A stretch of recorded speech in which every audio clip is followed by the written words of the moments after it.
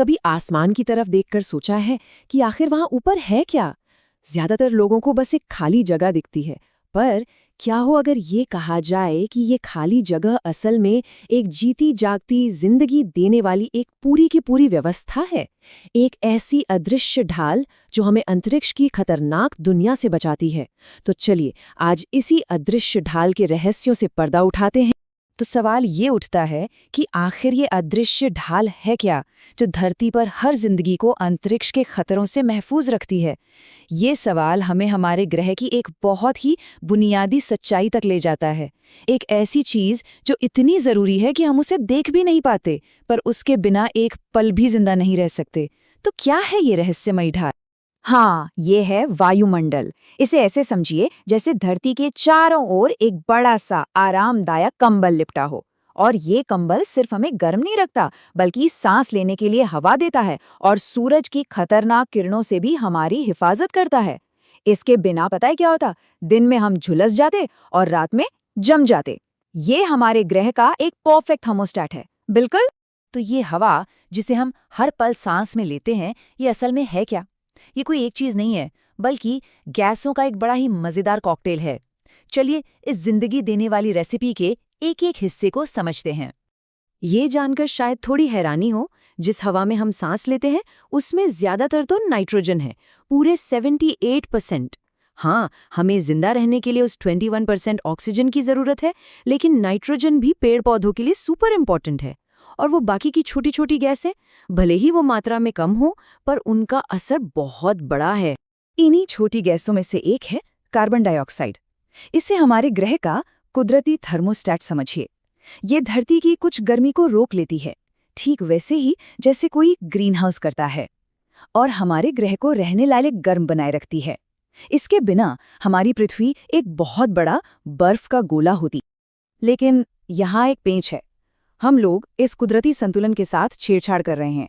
कोयला और तेल जैसे जीवाश्म ईंधन जलाकर हम हर साल वायुमंडल में अरबों टन एक्स्ट्रा कार्बन डाइऑक्साइड डाल रहे हैं। ये ठीक वैसा ही है जैसे थर्मोस्टेट को घुमाकर बहुत ज्यादा हाई पर सेट कर दिया हो। और जब वो थर्मोस्टेट बहुत ज्यादा बढ़ जाता है तो मामला गड़बड़ होने लगता है।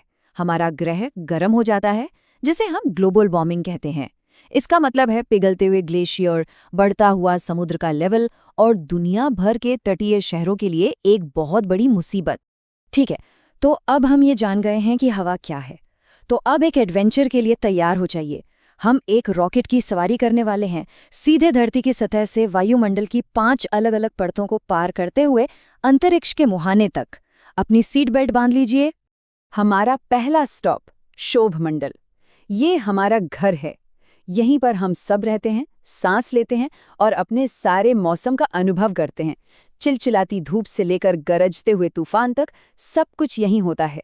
ये धरती की सतह से करीब 13 किलोमीटर ऊपर तक फैला हुआ है। अगला हम और ऊपर चढ़ते हैं समताप मंडल में, जो लगभग 50 किलोमीटर तक पहुंचता है। यहाँ न बादल हैं न तूफान, बिल्कुल शांत, जो इसे हवाई जहाज की यात्रा के लिए एकदम परफेक्ट बनाता है। और हाँ, यहीं पर हमारा सुपर हीरो भी रहता है, ओजोन लेयर, जो हमें सूरज की नुकसान पहुंचाने वाली अल्ट्रावायलेट किरणों से बचाती है। हमारी यात्रा का अगला पड़ाव मध्यम मंडल, जो 80 किलोमीटर तक फैला है। इसे हमारे ग्रह का उल्का नाशक मान सकते हैं। अंतरिक्ष से आने वाली ज्यादातर चट्टानें और मलबा यहीं आकर सुरक्षित रूप से जलकर राख हो जाता है, जिससे हम नीचे सेफ रहते हैं।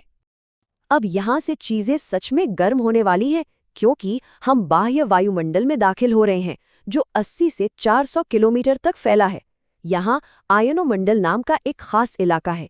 ये एक विशालकाय ब्रह्मांडीय आईने की तरह काम करता है, जो रेडियो तरंगों को वापस धरती कर भेजता है, और इसी की वजह से हम दुनिया भर में एक दूसरे से बात कर पाते हैं। और आखिरकार हम पहुंचते हैं बहिर्मंडल पर। ये अंतिम सीमा है।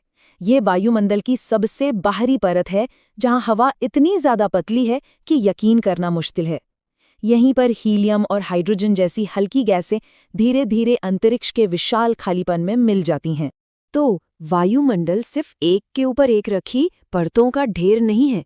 ये एक जीती जागती सांस लेती हुई व्यवस्था है, जो लगातार चलती रहती है, मोशन में रहती है। चलिए देखते हैं कि ये लगातार होने वाली हलचल हमारे मौसम, हवा और पानी पर कैसे असर डालती है? चलिए, सबसे पहले एक बात साफ कर लेते हैं। मौसम और जलवायु ये दोनों एक ही चीज नहीं है।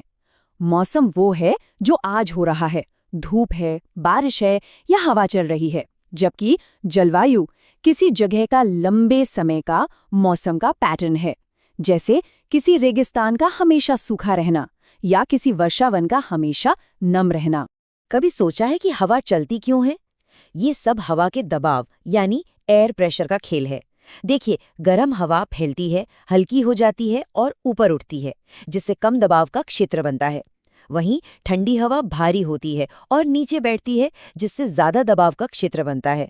और पवन वो बस हवा है जो ज्यादा दबाव वाले इलाकों से कम दबाव वाले इलाकों की ओर भागती है। हवा की ये हलचल कभी कभी कोमल और ताजगी भरी हो सकती है, लेकिन ये अविश्वसनीय रूप से विनाशकारी भी बन सकती है। इसका एक भयानक उदाहरण है 1999 में भारत के ओडिशा में आया महाचक्रवात। जरा सोच कर देखिए, 260 किलोमीटर प्रति घंटे की रफ्तार से चलने वाली हवाएं, और वो भी 36 घंटे से ज्यादा समय तक। इस तरह की ताकत पेड़ों को जड़ से उखाड़ सकती है और घरों को ऐसे तोड़ सकती है जैसे वे ताश के पत्तों के बने हों। इस महाचक्रवात का असर वाकई विनाशकारी था। 1,30,00,000 लोग इससे प्रभावित हुए, फसलें पूरी तरह बर्बाद हो गईं और जो जरूरी मैंग्रोव जंगल थे वो भी तबाह हो गए। ये एक कड़वी सच्चाई है जो हमें याद दिलाती है कि हमारा वायुमंडल कितनी शक्तिशाली ताकत हो सकता है।